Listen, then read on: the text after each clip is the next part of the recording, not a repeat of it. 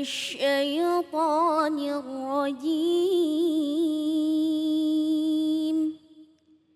بسم الله الرحمن الرحيم.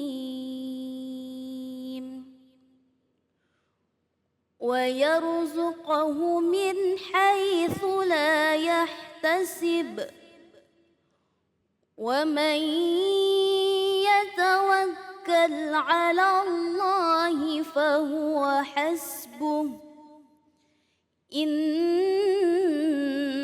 الله بالغ أمره قد جعل الله لكل شيء قدرا صدق الله العظيم.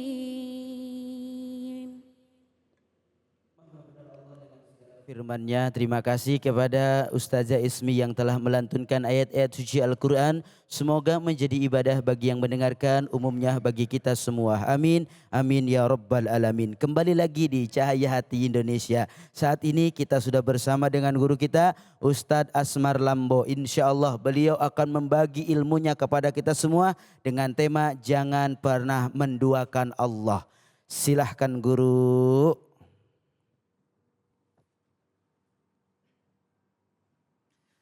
Bismillahirrahmanirrahim. Assalamualaikum warahmatullahi wabarakatuh. Rahmatullahi wabarakatuh.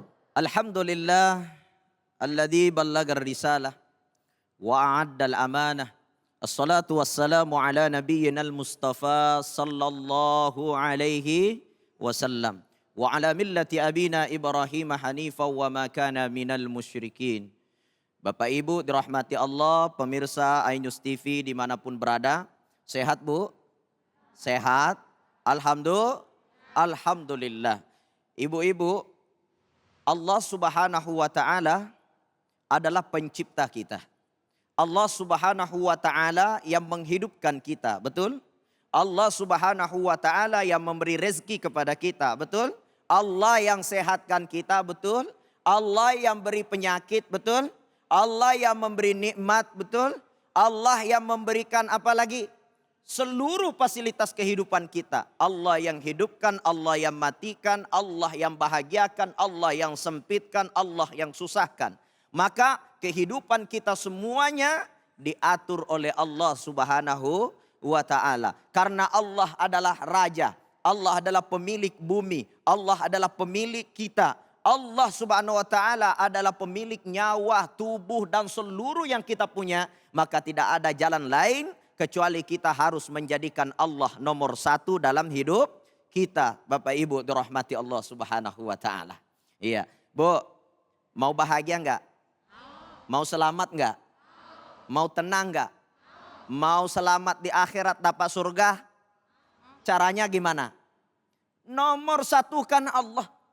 Siapa yang menomorsatukan Allah, menjadikan Allah sebagai tujuan, tumpuan dari cintanya hanya untuk Allah, maka pasti mereka akan dibahagiakan oleh Allah. Walladzina amanu asyaddu hubban lillah. Sungguh orang beriman itu kecintaannya hanya untuk Allah, sehingga Allah memberikan ketenangan, kebahagiaan, kedamaian. Kenapa? Karena mereka tidak mencintai sesuatu kecuali ia gantungkan kepada Allah. Cinta suami enggak? Cinta anak enggak? Ia tentu akan tetapi mencintai suami, mencintai harta, mencintai anak. Semuanya kita cintai hanya karena Allah. Karena Allah nomor satu dalam kehidupan kita. Kenapa orang yang cinta kepada Allah akan bahagia? Orang yang cinta kepada Allah tidak akan susah hidupnya. Karena mereka akan selalu bersyukur ketika mendapatkan nikmat. Mereka selalu bersabar ketika mendapatkan ujian dan musibah. Bu, mau bahagia? Mau bahagia? Konsepnya dalam Al-Quran surah At-Talaq ayat 2 ayat 3. Tadi telah dibacakan oleh qari'ah kita, Masya Allah sangat merdu. Ya, semuanya Bu. Wa may yattaqillah. Semuanya, 1, 2, 3. Wa may yattaqillah Yaj'al lahu makhraja. Artinya wa may yattaqillah, siapa yang takwa kepada Allah, ya, siapa yang takut kepada Allah, yaj'al lahu makhraja, Allah berjanji akan memberikan solusi atas masalahnya. Semua di sini ada masalahnya, betul? Semua di sini ada problematika kehidupannya, betul? Ada yang belum nikah, ada di sini belum nikah? Iya. Ada yang belum punya anak, ada di sini belum punya anak? Ada. Ya nikah aja belum, bagaimana mau punya anak gitu. Jadi kita ini semua memiliki problematika hidup.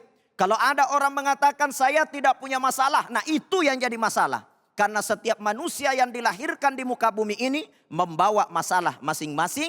Mulai dari permasalahan kita harus diurus oleh orang tua. Mulai dari permasalahan kita butuh asih dari ibu. Sampai permasalahan kita berakal harus menuntut ilmu. Sampai permasalahan kita butuh harta. Sampai permasalahan kita mengalami berbagai problematika kehidupan kita. Semua itu tidak akan membawa kesusahan dan malapetaka bila dasarnya adalah ketakwaan kepada Allah Subhanahu wa taala. Itu konsep yang pertama. Kemudian yang kedua, wa yarzuquhu min haitsu la yahtasib. Itu orang-orang yang bertakwa kepada Allah akan diberikan rezeki dari arah yang tidak disangka-sangka. Di sini ada yang banyak utang? Banyak. Gak ada yang ngomong ya. Setiap kita ini punya masalah. Bahkan kadang-kadang kita punya persoalan yang susah kita selesaikan. Terutama dalam kehidupan kita kemungkinan kekurangan uang belanja ya, atau pekerjaan suami kita lagi tidak baik ya, atau suami kita terlalu pelit sehingga tidak memberikan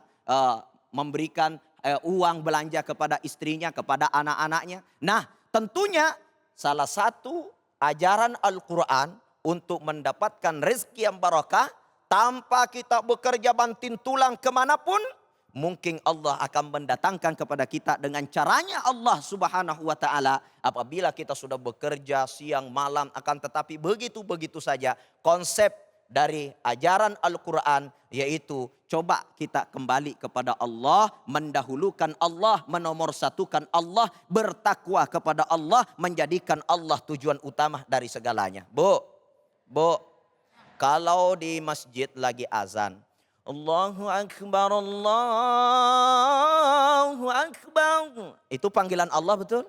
Iya. Panggilan Allah. Kemudian terdapat kalimat Hayya 'alas shalah.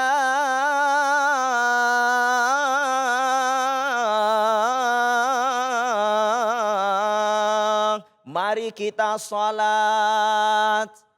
Bersamaan dengan panggilan suami. Mari kita shopping. Duluan mana? Oh, duluan mana, Bu? Sholat apa shopping? Duluan sholat apa duluan shopping? Hah? Sholat, betul. Ngomongnya kurang kenceng. Artinya tidak yakin dengan panggilan itu.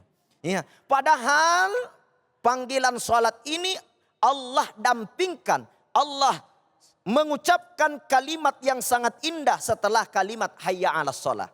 Apa itu? Hayya 'alal falah.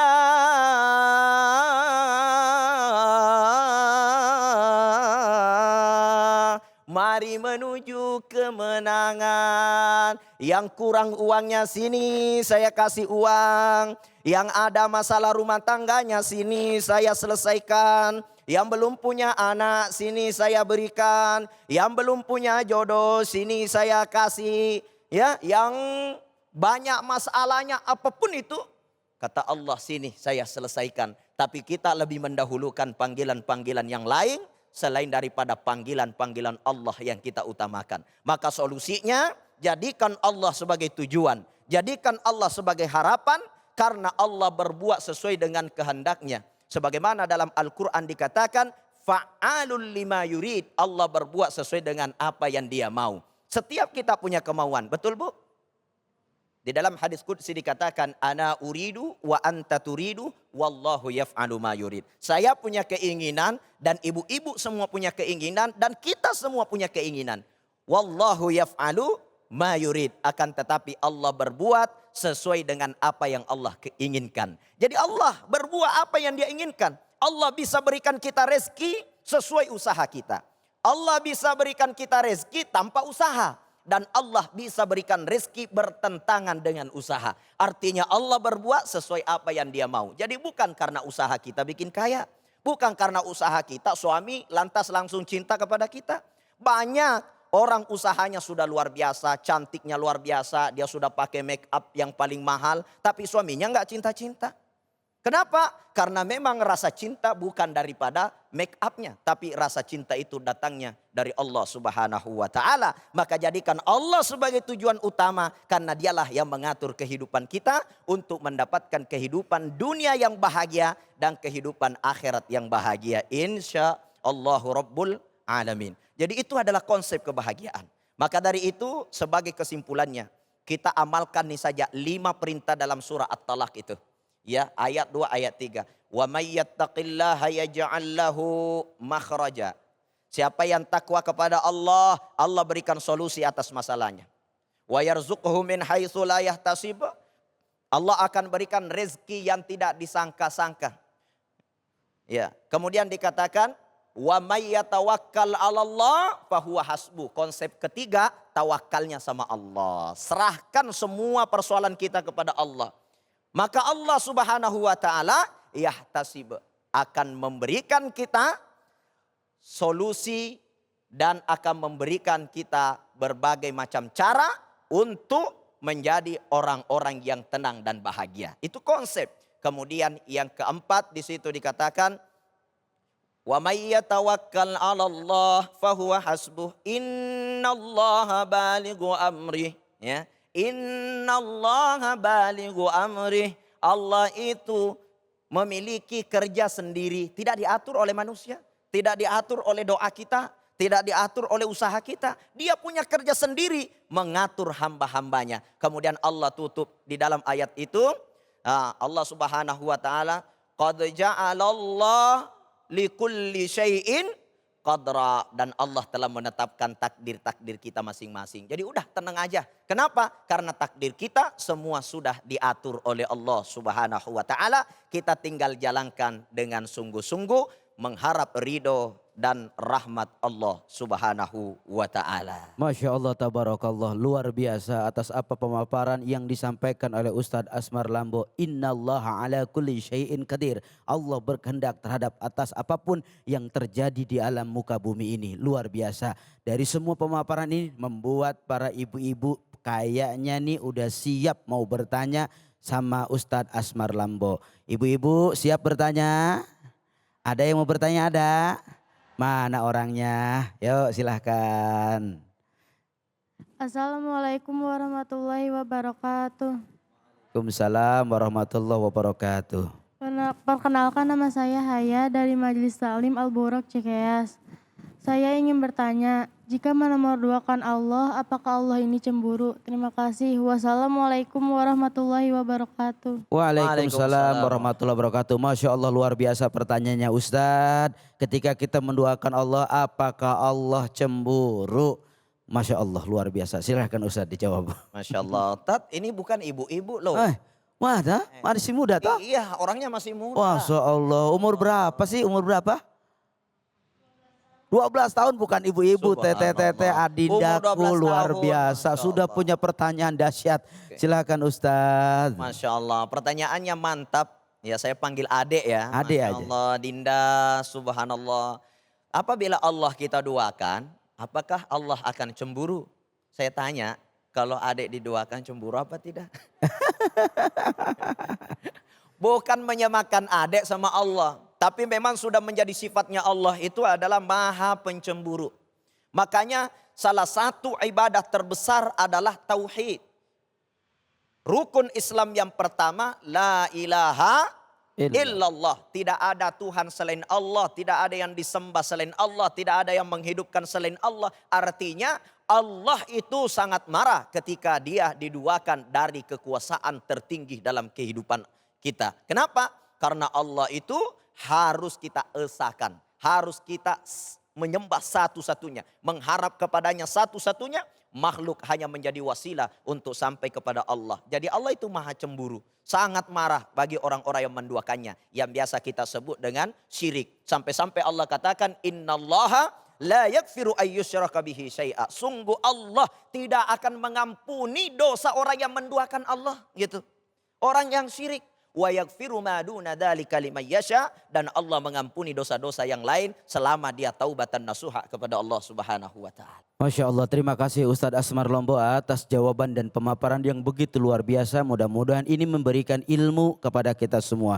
Setelah ini kita akan mendengarkan tausiah selanjutnya dari Ustazah Rosmalina. Insya Allah beliau akan membahas tentang jangan perhitungan sesama manusia. Tetap jangan kemana-mana di Cahaya Hati Indonesia.